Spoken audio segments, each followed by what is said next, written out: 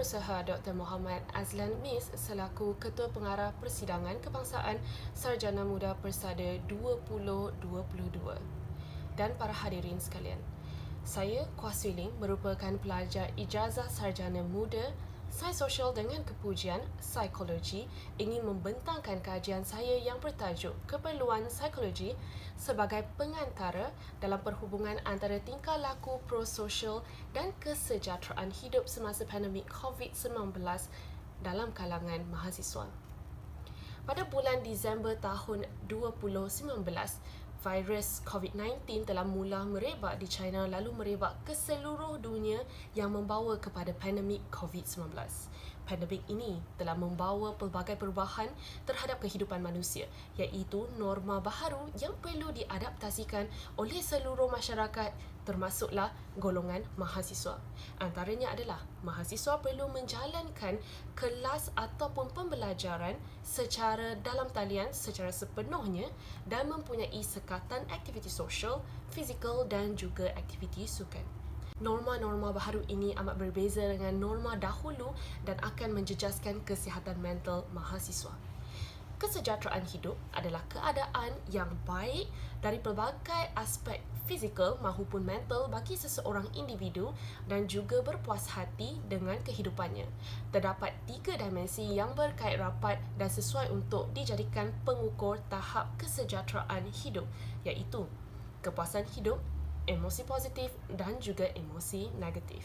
Indeks Kesejahteraan Rakyat Malaysia pada tahun 2021 ataupun 2021 dari Jabatan Statistik Negara telah menunjukkan penurunan kesejahteraan hidup rakyat dari poin indeks sebanyak 120.8 pada tahun 2019 kepada poin indeks 118.3 pada tahun yang seterusnya, iaitu tahun 2020. Mahasiswa universiti yang juga merupakan golongan dewasa sudah tentu berkecenderungan untuk terus menghadapi kemerosotan kesejahteraan hidup dan isu ini harus dibendung dan diatasi bagi mengekalkan tahap kesejahteraan hidup yang baik. Justeru, bagi mengenal pasti inisiatif dan langkah atasi yang sesuai dan efektif, pengkaji akan mengenal pasti tahap kesejahteraan hidup mahasiswa universiti semasa pandemik COVID-19. Tingkah laku prososial pula merupakan sebarang perlakuan yang memanfaatkan orang lain seperti menderma, membantu orang yang berada dalam kesusahan dan juga menjadi seorang sukarelawan. Jadi, kajian ini juga ingin mengkaji tentang hubungan antara tingkah laku prososial dan kesejahteraan hidup. Menurut Desi dan Ryan pada tahun 2015, keperluan psikologi asas pula adalah sejenis keperluan hidup seperti air dan makanan yang menjadi keperluan hidup harian untuk manusia untuk mengekalkan kefungsian hidup yang optimal. Namun, keperluan psikologi asas ini juga adalah penting dan khususnya penting untuk manusia melakukan aktiviti harian dan menjalani hidup dengan penuh makna dan kepuasan. Oleh itu, kajian ini berhasrat untuk mengkaji ataupun menganalisis pengaruh keperluan psikologi ini terhadap kesejahteraan hidup melalui amalan tingkah laku prososial. Dari aspek metodologi pula, kajian ini menggunakan reka bentuk kumpulan pra-ujian, pasca ujian yang juga merupakan eksperimen di mana tahap kesejahteraan hidup dan tahap kepuasan keperluan psikologi adalah diukur sebelum dan selepas memanipulasi tingkah laku prososial dengan wujudnya keadaan eksperimen dan juga keadaan kawalan. Dalam keadaan eksperimen, peserta akan mengamalkan tingkah laku prososial di mana akan bermain permainan yang mempunyai unsur menderma sambil bermain, manakala dalam keadaan kawalan, peserta tidak akan mengamalkan tingkah laku prososial iaitu tiada elemen menderma dalam permainan yang dimainkan.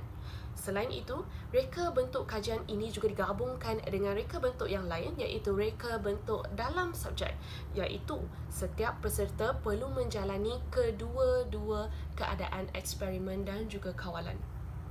Dapatan pertama kajian ini adalah tahap kesejahteraan hidup mahasiswa semasa pandemik COVID-19 adalah pada tahap yang sederhana.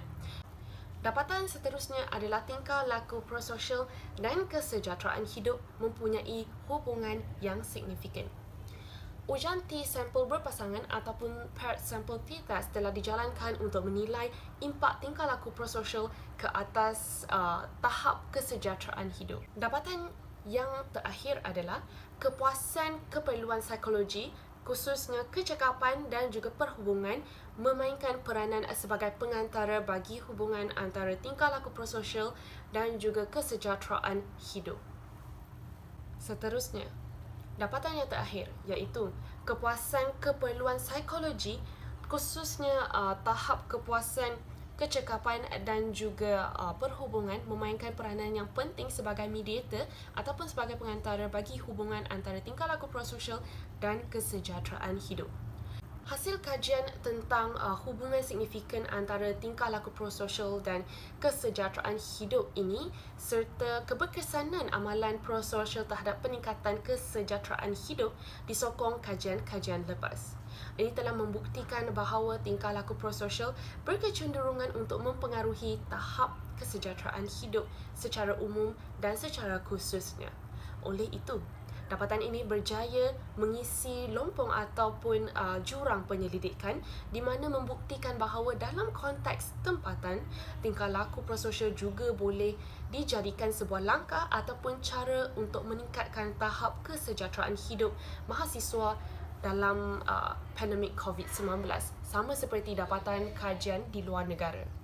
Namun, melalui analisis ini, kajian ini mendapati bahawa autonomi tidak berperanan ataupun tidak memainkan peranan sebagai mediator seperti keperluan psikologi yang lain, dan hasil analisis ini adalah bertentangan dengan hasil beberapa kajian lepas tempatan dan luar. Hal ini demikian kerana eksperimen yang dijalankan memerlukan kemahiran kosakata bahasa Inggeris yang sederhana kerana permainan dalam talian ini berbentuk kuis kosakata bahasa Inggeris yang bertanyakan tentang soalan tentang kosakata. Jadi, peserta yang menguasai kemahiran ini semestinya dapat memenuhi keperluan psikologi diri iaitu kecekapan masing-masing, dan ini menjelaskan mengapakah kepuasan ataupun keperluan psikologi kecekapan ini menjadi mediator yang paling terpengaruh dalam hubungan antara tingkah laku prososial dan juga kesejahteraan hidup.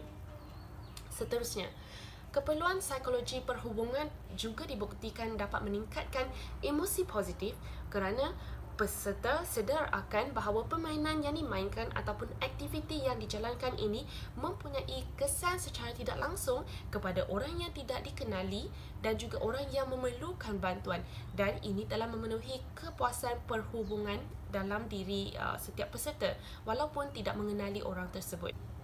Autonomi pula dibuktikan tidak mempunyai pengaruh mediasi kerana peserta tidak mempunyai pilihan dalam konteks membuat ataupun melakukan tingkah laku prososial, kerana dalam konteks kajian ini ataupun eksperimen ini, setiap peserta wajib menyertai kedua-dua keadaan eksperimen yang melibatkan amalan prososial iaitu menderma dan juga amalan kawalan iaitu aktiviti kawalan yang tidak mempunyai amalan prososial.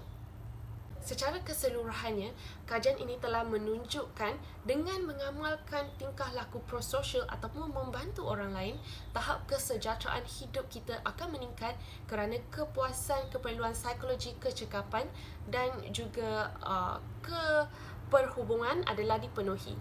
Oleh itu, kajian ini memberi alternatif ataupun cara yang mudah bagi mengekalkan tahap kesejahteraan hidup maupun meningkatkan tahap kesejahteraan hidup golongan mahasiswa yang kian ataupun semakin aktif dengan penglibatan aktiviti kesukarelawanan yang juga merupakan sejenis tingkah laku prososial.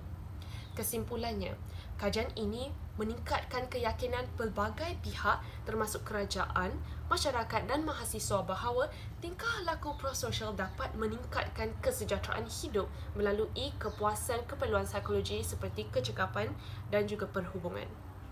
Dengan kesempatan ini, saya ingin mengucapkan jutaan terima kasih kepada penyelia saya, Dr. Muhammad Nasir Selamat, atas bimbingan, kesabaran, sokongan dan dorongan yang diberikan oleh beliau dalam penghasilan makalah ini.